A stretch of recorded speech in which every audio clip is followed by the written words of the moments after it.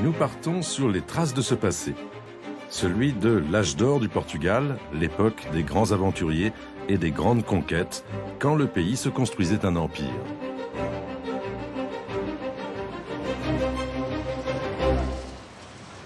Tout commence il y a 500 ans. Avec Dejanira, nous allons faire la connaissance de Manuel Ier, Dom Manuel, roi du Portugal au XVIe siècle. Alors, Dom Manuel, c'est quelqu'un qui a connu un destin tout à fait exceptionnel, car ce prince, n'étant le 6e dans la ligne de succession au trône, a vu tous ses rivaux éliminés et a fini par devenir roi. Avec cette élection, Dom Manuel se sent investi d'une mission, conquérir le monde et répandre la foi chrétienne.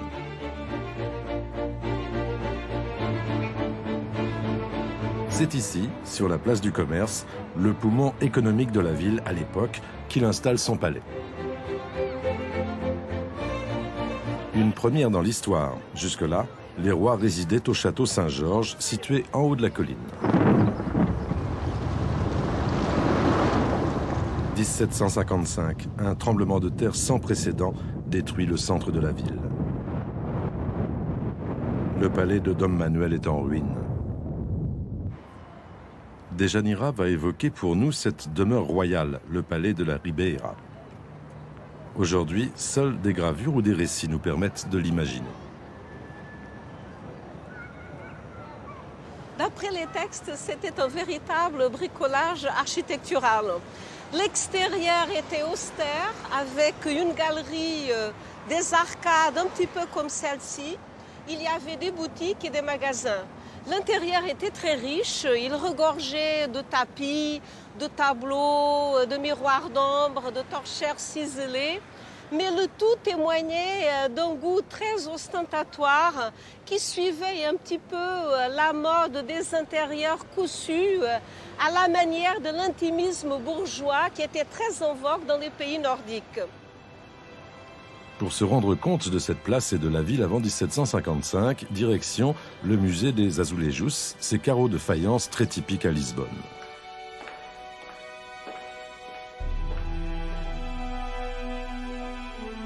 Sur cette frise du XVIIIe siècle, retrouvée dans un palais, la ville se déploie sous nos yeux.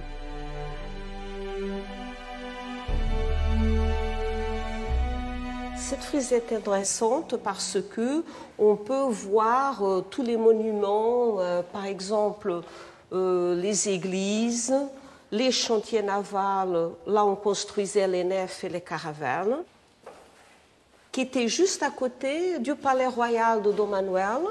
Donc ce que nous voyons dans cette frise, évidemment, est déjà un peu plus tardif, puisque le palais n'existe plus, mais on voit encore la grande tour qui a été construite par Filippo Terzi à la fin du XVIe siècle, l'emplacement de la place du commerce, où se déroulaient toutes les manifestations religieuses, les fêtes, etc.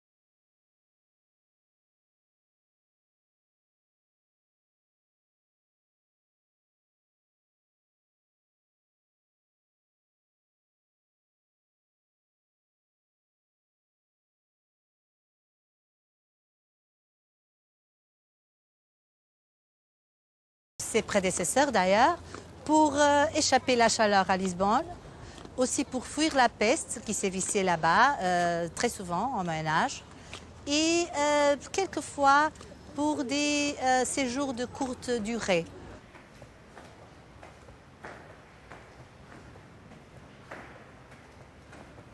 Maintenant, je vais vous emmener vers la grande salle, la plus grande salle du château, qui est appelée la salle des cygnes à cause de la décoration du plafond. Et c'était là, selon le chroniqueur de Dom Manuel, un grand humaniste qui s'appelait Damian de Gois, c'était là que tous les jours fériés et tous les dimanches, Dom Manuel donnait ses grandes fêtes.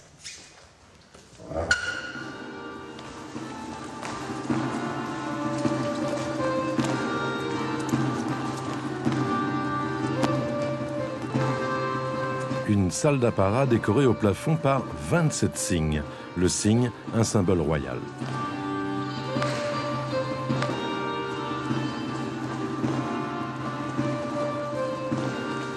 Dom Manuel, c'est quelqu'un qui organise des grandes fêtes et des grandes réceptions dans cette salle, comme celle qu'on voit aujourd'hui. C'est aussi un très bon danseur qui aime s'entourer de ses musiciens.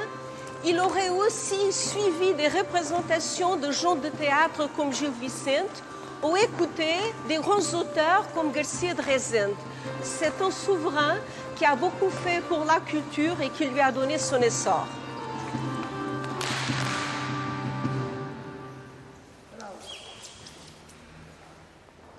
Cette salle donne sur un patio central. C'est à Séville, lors d'un voyage dont il est revenu ébloui, que Dom Manuel puise son inspiration très orientale. On la retrouvera à l'intérieur du palais.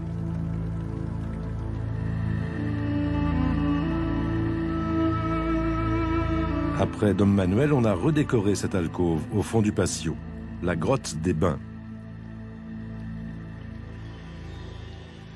Voilà, c'est un espace qui date du XVe siècle à peu près et qui est vraiment une maison, est devenue au XVIIIe siècle une maison de fraîcheur. Et sa décoration nous évoque de l'eau, des jardins, des fontaines, des scènes galantes, de l'eau qui court partout et le plafond qui a une très riche décoration en stuc de la même époque. Mais ce qui est vraiment une surprise, c'est le détail qu'on peut remarquer sur les parois. On peut voir des petits trous d'où sortaient des jets d'eau croisés. Les gens entraient et ils étaient surpris par l'eau qui coulait sur eux. Voilà, c'était un jeu galant, disons, du XVIIIe, très prisé à cette époque-là. Et cette eau pourrait aussi couler en forme de rideau, en cascade, en sortant de ces petits trous, encore une fois, au-dessus de cette arche. À l'extérieur, ces deux cheminées attirent le regard. Les rois du Portugal souhaitaient que le palais soit vu de très loin, un moyen d'afficher leur pouvoir.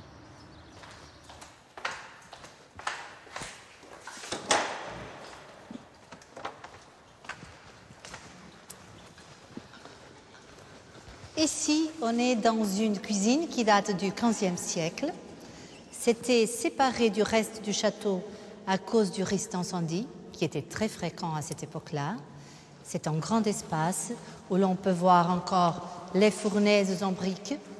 On peut imaginer une grande agitation dans ces cuisines avec toutes ces grandes marmites en fer, en cuivre.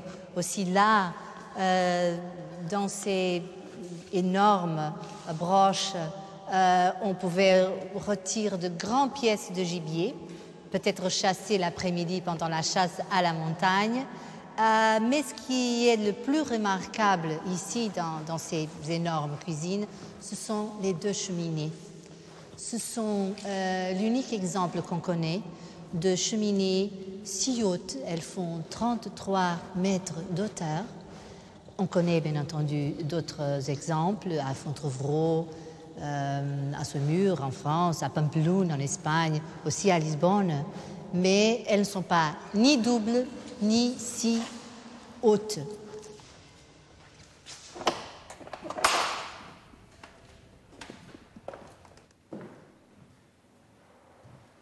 Véritable labyrinthe, succession de pièces sans véritable logique, Sintra est une grande maison de villégiature. La touche de Dom Manuel s'inscrit sur les murs.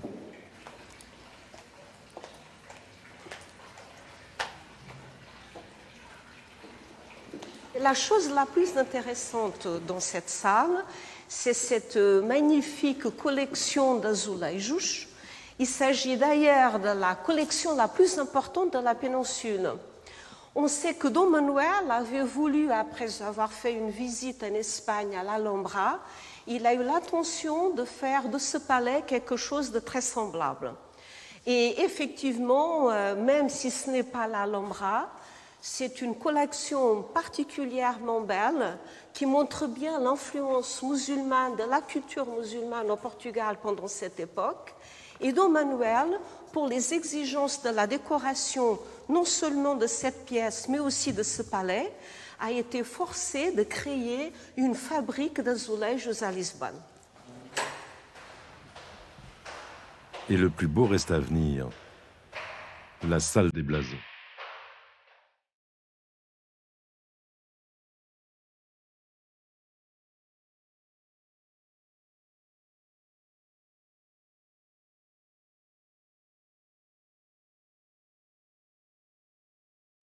Une coupole impressionnante fermée par les armes royales. Les enfants de Dom Manuel, il en a eu 13, sont représentés, ainsi que les 72 plus grandes familles que compte alors le Portugal.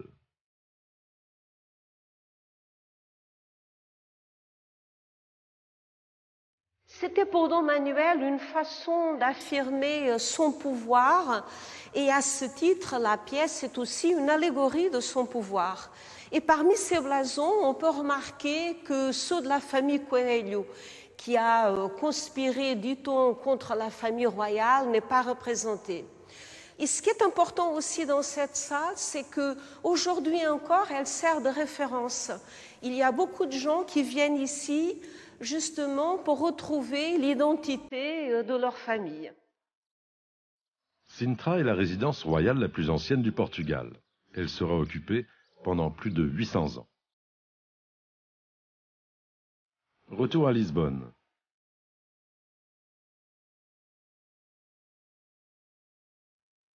Voici le couvent de Géronimos, le palais spirituel de Dom Manuel, sans doute sa construction la plus remarquable.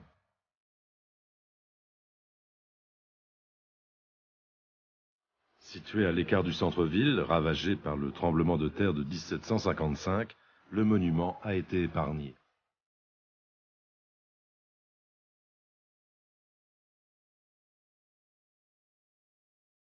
Il s'agissait d'une zone très dégagée où il n'y avait pas de construction. Il faut qu'on imagine que la plage arrivait donc de là-bas jusqu'ici, disons jusqu'au pied du monastère, hein, d'une part, et puis d'autre part, en plaçant le monastère à cet endroit, d'une certaine façon, il montrait le signe de son pouvoir, il l'implantait au port de l'océan qui se trouve effectivement là-bas.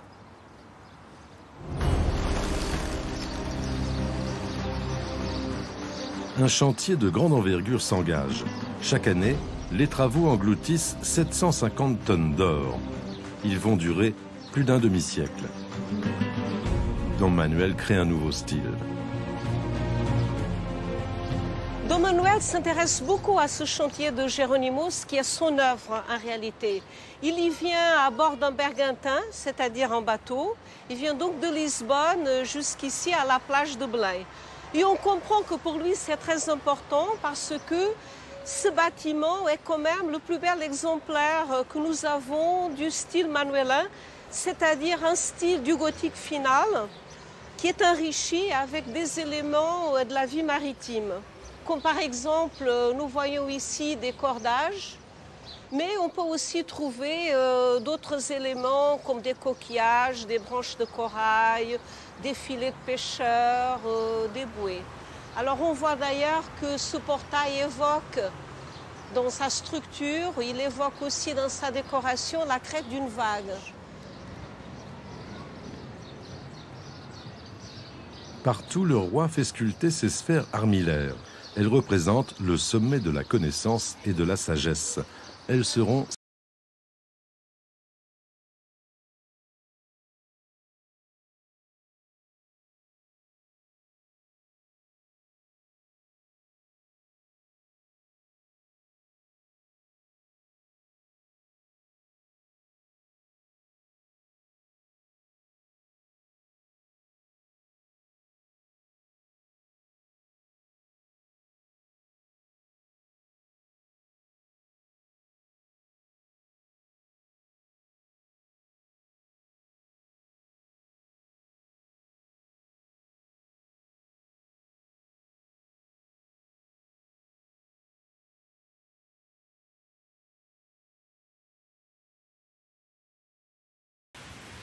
On parle de la richesse d'un ensemble architectural, mais il faudrait aussi parler de la richesse du détail. Et justement ici, nous avons deux exemples. Ce dragon qui avale un rinceau, cette sorte de salamandre qui avale l'autre rinceau. En réalité, ce sont des exemples du gothique final et du bestiaire médiéval, et on pourrait multiplier les exemples à travers tout le cloître.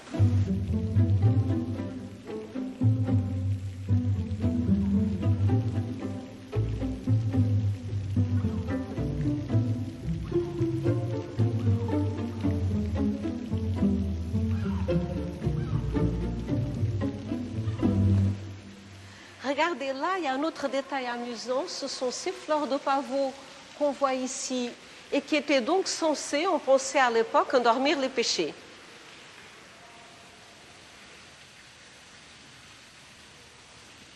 Et voici un autre exemple, ce sont ces artichauts qu'on voit ici fermés, qui sont liés à l'idée de rédemption et qui font partie de toute cette multiplicité d'éléments liés à la dévotion chrétienne qu'on trouve parsemés dans tout le cloître. L'autre grande réussite de Géronimos, c'est son église. Manuel s'y est réservé une place de choix. Sur ce portail d'entrée de l'église, nous avons ce qui est probablement la représentation la plus fidèle de Don Manuel, que nous voyons ici en dévotion avec Saint Jérôme derrière et en face la statue de la reine Donna Maria de Castille, son épouse. Ce portail est la réalisation d'un grand architecte français, Nicolas Chantrenne, qui a travaillé ici à partir de 1517 et qui avait fait sa formation à Rouen et à Gaillon. À ce titre-là, on pourra peut-être dire qu'en réunissant des architectes portugais comme Diogo de Torralva, des Français comme Boetac et comme Nicolas Chantrenne et des Espagnols comme João de Castilho, Dom Manuel a eu probablement un des premiers chantiers internationaux.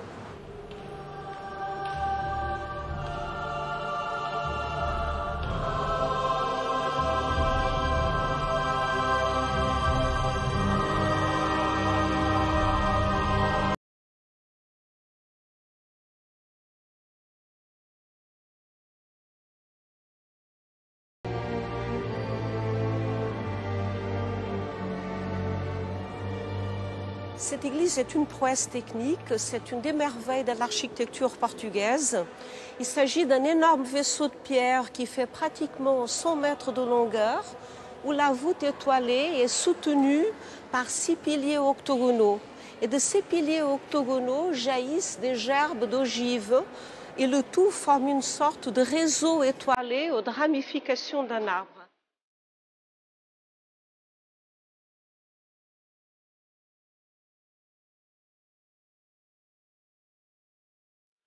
Dom Manuel veut faire de ce lieu son panthéon et le tombeau de la dynastie royale qui doit réunir l'Espagne et le Portugal. Géronimos se doit d'être un chef-d'œuvre.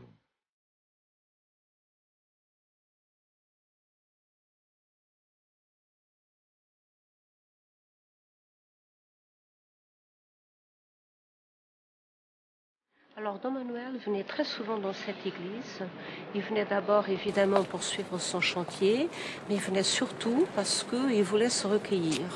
En réalité, c'est quelqu'un de très pieux, quelqu'un qui a une éducation franciscaine, qui a même une certaine tendance à l'ascétisme, quelqu'un qui observait parfaitement et de façon rigoureuse toutes les fêtes, tous les jeûnes, qui processionnait à maintes occasions, qui ne buvait pas de vin, qui ne mangeait pas de la viande avec du gras, qui ne distinguait pas une viande de l'autre. C'est aussi quelqu'un, par pénitence probablement, qui à plusieurs reprises venait dormir tout habillé au pied des autels. En somme, je crois qu'on peut dire que Dom Manuel était une âme chrétienne.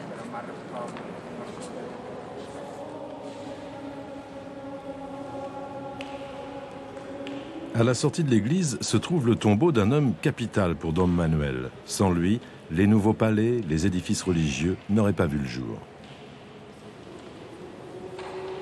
C'est Vasco de Gama, grand navigateur, il fera la fortune du royaume. Vasco de Gama n'est pas le premier de ces aventuriers. 60 ans avant lui, les Portugais avaient déjà le goût des voyages au-delà des mers.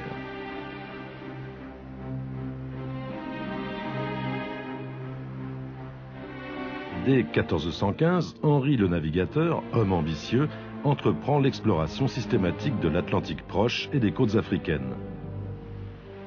L'Espagne, de son côté, connaît son heure de gloire avec Christophe Colomb. Une rivalité qui conduit à la signature d'un traité fondamental, le traité de Tordesillas. Les Espagnols et les Portugais se partagent le monde pour mieux assouvir leur soif de conquête.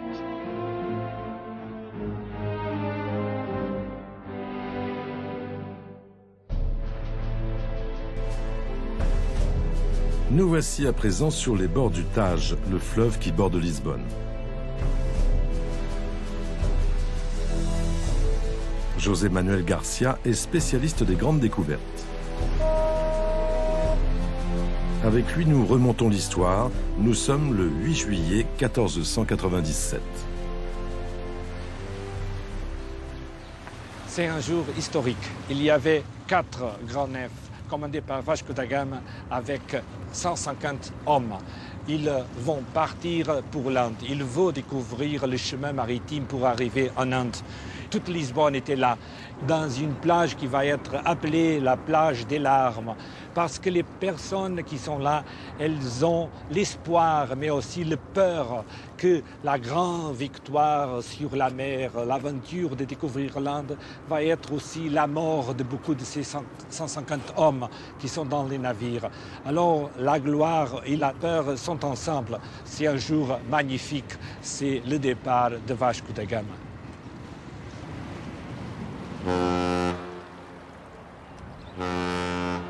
Un épisode fondateur de l'histoire du Portugal.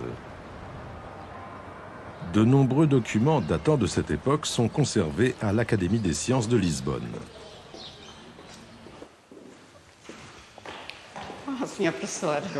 Maria Teresa, la conservatrice, nous attend.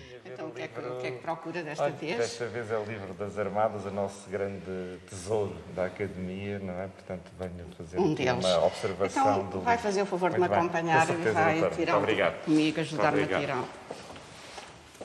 Por aqui. Agora vamos aqui ao nosso cofre. Elle nous ouvre la porte du coffre-fort de l'Académie. À l'intérieur, ces livres, très précieux pour José Manuel.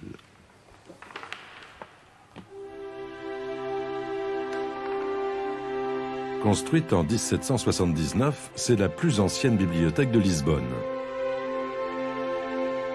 Dans les armoires de ce salon noble, la plus belle pièce, sont conservés des milliers d'ouvrages, véritables trésors de l'histoire scientifique du pays. Dans ce livre, des dessins réalisés par un artiste anonyme. Il constitue toute la mémoire de la conquête maritime portugaise. Ça, c'est vraiment une préciosité de l'Académie des sciences qui veut montrer ce qu'on appelle les mémoires des armées, Memoria das Armadas. Ça, c'est une magnifique production d'environ 1567 qui nous montre les armées qui ont fait la route des Andes après le voyage de Vasco da Gama. Et elle commence précisément cette histoire des navigations portugaises avec l'armée de Vasco da Gama, avec les noms des voyageurs, Vasco da Gama, Paulo da Gama, son frère, Nicolau Coelho. Et c'est une forme de montrer le pouvoir des Portugais qui a fait vraiment l'histoire des liaisons entre l'Occident et l'Orient.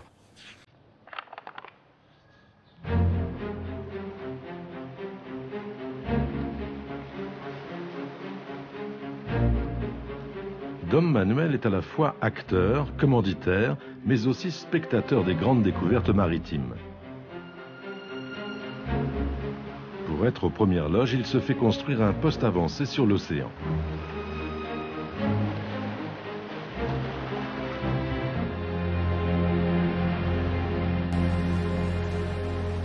Pour défendre la ville de ses ennemis, on avait au Moyen-Âge posé un bateau au milieu du fleuve, relié à de lourdes chaînes. En 1515, Dom Manuel décide de construire cette tour dite de Belém en référence à l'étoile de Bethléem et il lui donne aussi la forme un peu d'un bateau, plus précisément en forme de proue de bateau.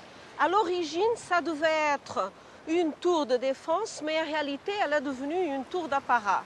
Elle se trouvait alors au milieu du fleuve, mais en raison de l'ensablement et du tremblement de terre de 1755, elle se trouve aujourd'hui au bord du rivage. Ici, au pied de la tour de Belém, on trouve un petit détail que peu de gens connaissent. C'est le rhinocéros blanc. On ne sait pas s'il s'agit du petit rhinocéros qui a été offert par le sultan du Cambay en Inde à Dom Manuel. Quoi qu'il en soit, ça fait partie du manuélin et ça fait partie de l'iconographie exotique de ce style. Le style manuélin. Ici, il est partout, comme au monastère de Géronimos. Des cordages, des nœuds de marins ou des sphères armillaires. Au cours des siècles, cette tour va servir d'arsenal, mais aussi de prison.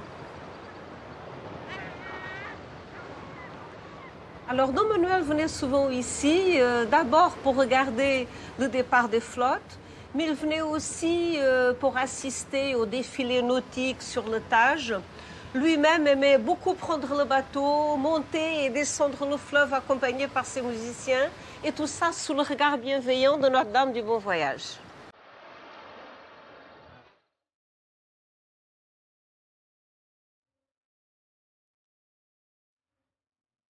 Cap vers le sud.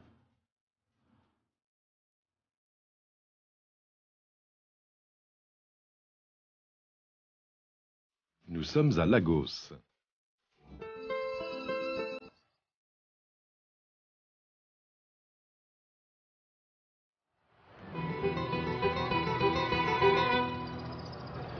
La ville possède une réplique de caravelle identique à celle empruntée par Vasco de Gama il y a 500 ans.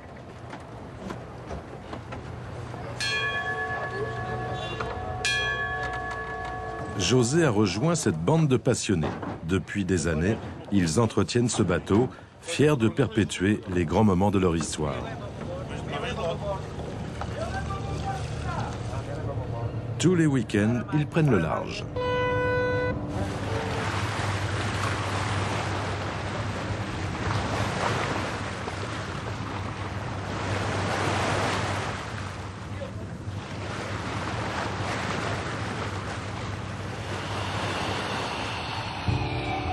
Si aujourd'hui le ciel est clément et les conditions de navigation très agréables, c'était loin d'être le cas lors du voyage vers l'Inde. Manque d'eau, de vitamines, seul le courage et une belle récompense promise par le roi motivent l'équipage. Sur les traces de ses prédécesseurs, Vasco de Gama va passer le cap Bojador, au sud du Maroc. Pendant des années, les navigateurs l'ont redouté. Au-delà, les marins croyaient que des monstres s'y cachaient. Des tempêtes infernales y sévissaient. Puis vient le cap de Bonne-Espérance, découvert 10 ans plus tôt par Bartolomeo Diaz.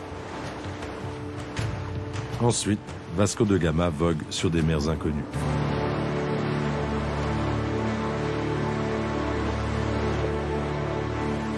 Un voyage épique, raconté en détail dans ce livre. Ce livre, c'est le journal de bord de Vasco da Gama qui a été écrit par Álvaro Velho.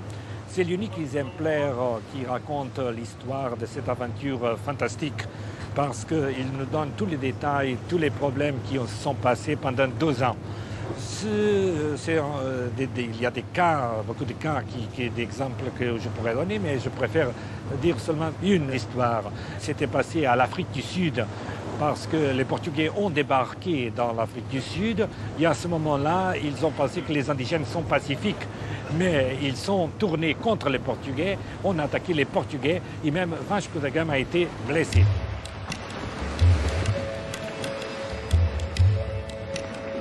Après 10 mois de voyage, Vasco de Gama arrive en Inde à Calicut, le centre du commerce des épices. Nous sommes le 2 mai 1498. Il est reçu par le Samorin, le seigneur local. Mais Vasco de Gama est mal préparé à cette rencontre. Il n'a presque rien à lui offrir.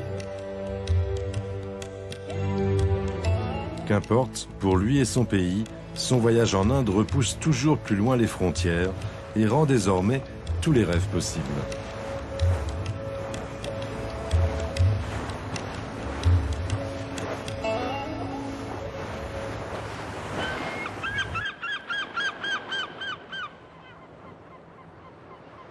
Dom Manuel reste très satisfait avec le résultat de ce voyage parce que, malgré la perte de plus de la moitié de l'équipage, vraiment, il a compris qu'économiquement, Portugal va contrôler le marché des épices en Orient. Ça a une importance assez grande. Il va montrer politiquement aux Espagnols que le Portugal est une puissance européenne assez considérable. Et religieusement, on peut dire aussi que la foi chrétienne va avoir une suprématie sur la foi islamique en Orient. 2 ans plus tard, en 1500, c'est au tour d'un jeune capitaine de 32 ans, nommé Cabral, de découvrir une nouvelle terre, le Brésil. Le roi du Portugal est désormais à la tête d'un empire.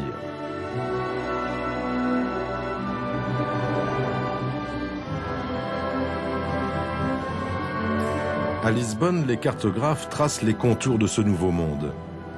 Les cartes maritimes sont considérées comme un secret d'État et font l'objet de toutes les convoitises. Au musée de la Marine, José Manuel nous fait découvrir un trésor inestimable, la carte de Cantino. Elle date de 1502. On est devant la carte plus importante pour l'histoire de la cartographie parce qu'elle signifie la première vision du monde. Et la première vision du monde complète parce qu'elle est la première à montrer le Brésil qui vient d'être découvert et la ligne du traité de Tordesilhas qui montre bien la division du monde et parce que pour la première fois, elle représente l'Afrique moderne, comme on vient de découvrir, et l'Inde, où était arrivé Vasco da Gama. Cantino, un espion italien, fait dessiner clandestinement cette carte pour 12 ducats d'or, une somme considérable. Volée au XIXe siècle, on la retrouve par hasard. Elle est le seul document témoignant du monde de cette époque.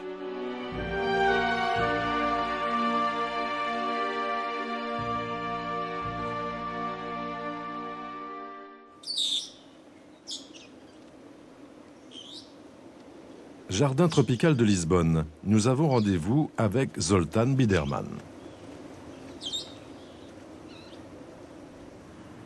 Spécialiste de l'expansion portugaise, il s'intéresse aux plantes et aux épices. À l'époque des grandes découvertes, tout le Portugal sent la cannelle ou la noix de muscade. Un bouquet de saveurs qu'il nous fait découvrir. Et on trouve ici plein d'espèces venues d'autres continents. La cardamome, par exemple, qui est venue d'Inde, qui donne une graine très savoureuse, beaucoup utilisée en cuisine indienne. Et puis on a aussi le gingembre, qui est une espèce venue d'Inde du Sud, sur laquelle les Portugais se sont fait tromper. En fait, elle était engluée dans une masse d'argile pour bien la conserver. Alors ça faisait augmenter le poids et par conséquence le prix. Mais bien sûr, les Portugais ne s'y connaissaient pas très bien au début, alors ça leur a fait payer très cher le gingembre. Plus tard, ils l'ont cultivé eux-mêmes au Brésil. Là, on a une autre espèce venue d'Amérique, c'est la vanille. Et puis un peu plus loin, on a encore une très belle plante de poivre. En fait, c'est du poivre de Bethel, donc qui servait de chewing-gum aux Indiens à l'époque, comme aujourd'hui encore. Mais elle est tout à fait identique pour ses feuilles à la plante de poivre noir, qui était la plus connue des espèces exotiques en Europe à cette époque. Parmi les plantes qui vont marquer l'époque de Dom Manuel, la canne à sucre. Venue d'Asie, au Moyen-Âge, elle est rare et chère en Europe. Avec les Portugais, tout va changer. En fait, c'est au XVe siècle que le sucre va connaître un boom spectaculaire quand les Portugais l'introduisent dans l'île de Madère. Madère étant extrêmement fertile, ça va faire un succès splendide, de telle façon que Manuel Ier va même devoir restreindre la production de sucre pour que les prix ne baissent pas trop. Après Madère, il est passé aux îles de Cap-Vert, de Saint-Thomé et de là au Brésil. Et les historiens disent justement que c'est le sucre qui a fait le Brésil. De nombreuses plantes comme les arachides, le riz ou encore la banane vont tomber entre les mains des Portugais. Certaines ont un parcours plutôt inattendu.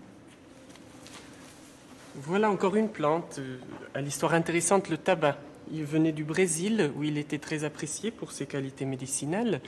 Les Portugais l'ont ramené au Portugal au début du XVIe siècle et ils ont commencé à l'utiliser eux-mêmes en posant normalement les feuilles sur des braises et en inhalant les vapeurs pour soigner toutes sortes de maladies. L'ambassadeur de France, Jean Nicot, ayant observé cette pratique à la cour de Lisbonne, a décidé d'envoyer quelques-unes de ces feuilles à sa reine Catherine de Médicis, qui souffrait de maux de tête permanents.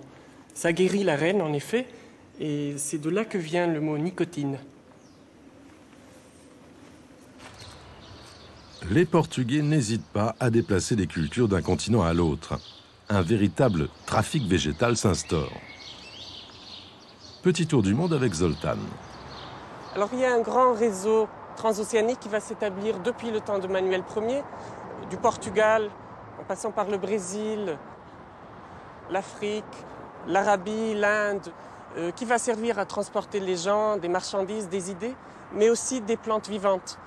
Parmi ces plantes vivantes, on trouve surtout dans un premier temps les épices d'Orient, qui étaient très chères, la cannelle, le poivre, clou de girofle, noix muscade, etc., que les Portugais vont essayer d'acclimater dans la région atlantique, surtout dans les îles africaines de Saint-Thomé et de Cap-Vert.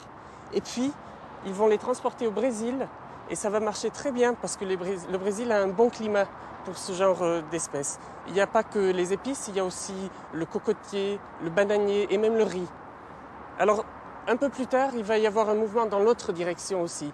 Il va y avoir des espèces brésiliennes qui vont être transportées et acclimatées en Afrique, par exemple le manioc, qui devient très populaire, il l'est encore aujourd'hui, et puis d'autres espèces comme le tabac, la pomme de terre, les haricots, la tomate, etc. Donc des espèces quotidiennes qui sont importantes aujourd'hui en Inde, par exemple.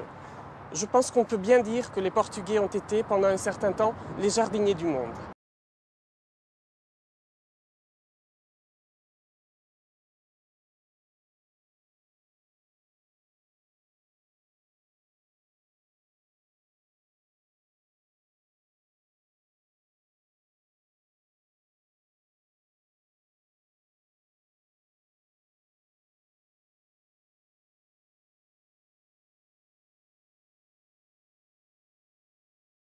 Venir ici à cause de la souffrance des pauvres bêtes, comme on disait à l'époque. Mais est-ce que les esclaves ont changé quelque chose dans la société portugaise ? La société portugaise a été bouleversée à cause de ça parce qu'il y avait beaucoup d'esclaves. Il y avait, on peut penser, 10% de la population de Lisbonne c'était constituée par des esclaves. Il fait les travaux les plus durs, c'est vraiment des travaux affreux qu'il doit faire. Et à cause de ça, on dit au Portugal que travailler c'est bon pour les Noirs. Et alors, les Portugais n'aimaient pas trop travailler dans les affaires les plus dures. C'est à cause de ça que la société a été vraiment marquée par les esclaves. Ces esclaves viennent de Saint-Thomé, d'Angola et de Guinée. Lisbonne est surnommée la mer des Noirs. De la vendeuse de poissons aux grandes familles, tout le monde a son esclave.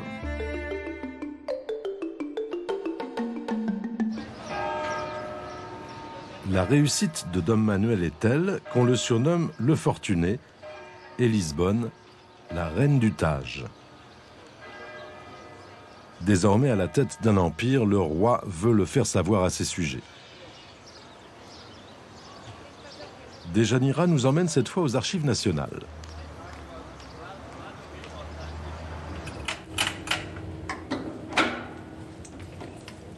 Là, derrière les murs épais de cette chambre forte, sont conservés des documents juridiques ordonnés par le roi en personne. Ah, formidable. Le nom de ces ouvrages, Leitura Nova ou Lecture nouvelle. Tout un programme en 61 volumes. Le roi veut remettre de l'ordre dans son administration. Deijanira nous montre cet exemplaire en particulier. La première page y est superbement enluminée. On y découvre le portrait de Manuel Ier et tous les symboles royaux. On trouve ici sa titulature, c'est-à-dire le titre qu'il portait. On peut lire ici donc Dom Manuel, par la grâce de Dieu, roi du Portugal et des Algarves, d'ici et de l'outre-mer, en Afrique, seigneur de Guinée et de la conquête, de la navigation, du commerce, d'Éthiopie, de l'Arabie, de la Perse et de l'Inde. Et qu'est-ce que ça signifie alors là ? Ça donne une idée de la façon dont il concevait son pouvoir politique, la projection de son empire. En fait, Dom Manuel avait ce sentiment que d'une certaine façon, il était le seigneur du monde. Et c'est de ce point de vue que la lecture neuve doit être aussi interprétée.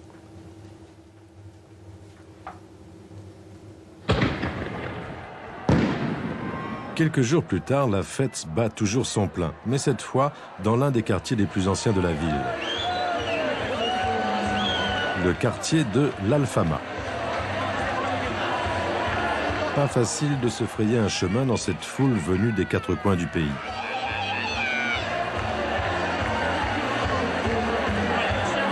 Au menu, sardines grillées à volonté.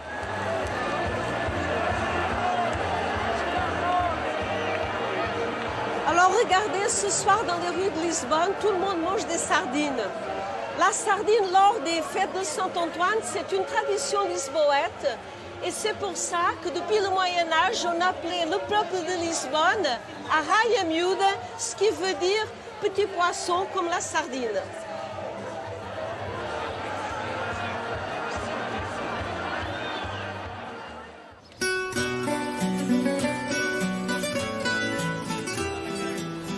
Le quartier de l'Alfama. Un lieu qui, depuis le Moyen-Âge, n'a pas beaucoup changé.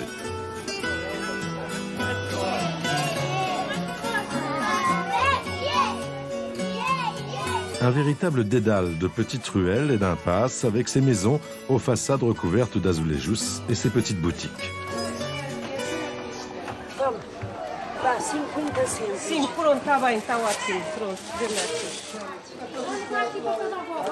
La Lisbonne de Dom Manuel ressemblait à ce quartier.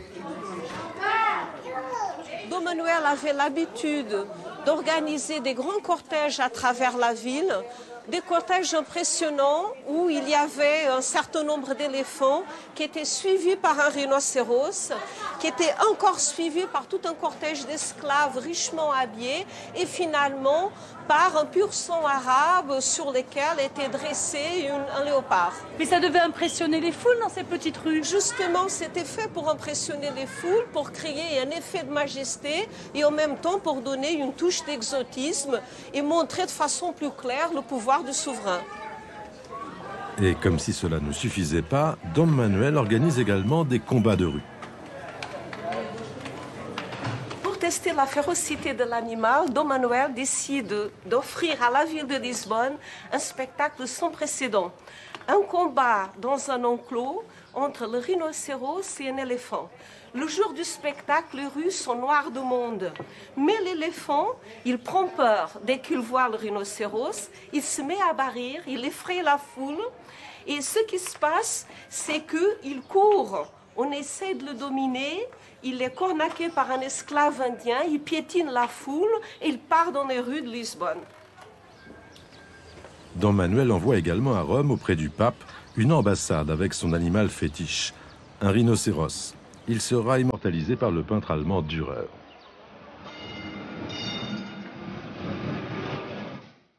Direction maintenant un autre quartier de Lisbonne, le quartier de Santos.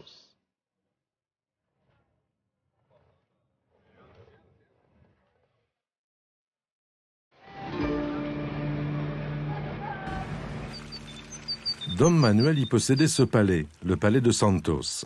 Aujourd'hui, c'est l'ambassade de France, une des plus belles au monde. Il s'agissait à l'origine d'un couvent féminin fondé au XIIIe siècle. Le bâtiment a subi plusieurs restructurations. Il a appartenu à un riche marchand de Lisbonne qui a fait fortune dans le commerce de l'or qui s'appelait Fernão Lourenço. Et ensuite, Fernão Lourenço l'a cédé à Dom Manuel, qui évidemment, quand il a vu cette luxueuse et magnifique résidence, l'a beaucoup convoité et a fini par l'obtenir.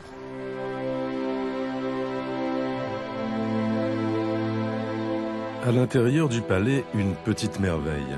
Cette chapelle baroque du XVIIe siècle a la décoration exubérante.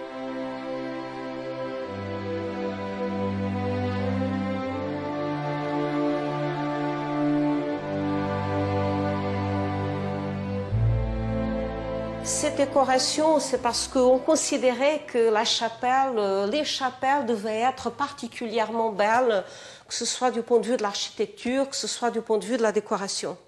Et c'est pour ça que nous avons ici un exemple d'azulejos, donc un bleu et blanc particulièrement beau, et aussi un travail remarquable en ce qui concerne tout ce qui est bois doré et sculpté. Et le dernier détail qui mérite certainement d'être signalé, c'est le magnifique retable qui représente la résurrection du Christ.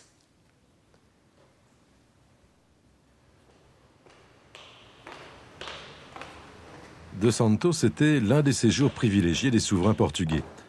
Aujourd'hui, il reste peu de choses de cette ancienne demeure du XVIe siècle, sauf au fond de cette pièce.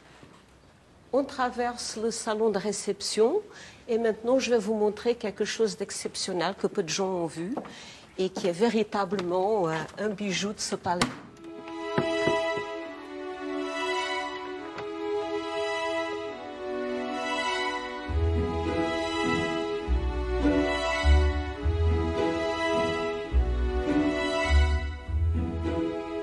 Avec les grandes découvertes, les patriciens de Lisbonne ont commencé à manger dans la porcelaine venue de Chine. Et pour rappeler ce souvenir, les différents propriétaires du palais vont réunir cette énorme collection de 261 pièces de porcelaine bleue et blanche. Elles sont pratiquement toutes du XVIe siècle. C'est un ensemble exceptionnel parce que pratiquement c'est un ensemble qui a survécu aux déperditions habituelles dans les banquets et dans les réceptions. Mais surtout, on sait qu'il y avait une habitude qui a existé pendant des siècles. C'est que lorsqu'on recevait des grands dignitaires ou des membres de la famille royale ou des grands personnages, eh bien, on ne réutilisait pas la porcelaine, dont on la cassait et on la jetait dans le Tage. Donc cet ensemble est magnifique parce qu'il a survécu à toutes ces destructions. À Lisbonne, on a construit ce Cristo Reis comme un clin d'œil au Brésil. Une référence à la période des grandes découvertes. Dom Manuel, un roi qui va repousser les frontières et construire un nouvel empire. Il va révéler au monde la puissance de son pays.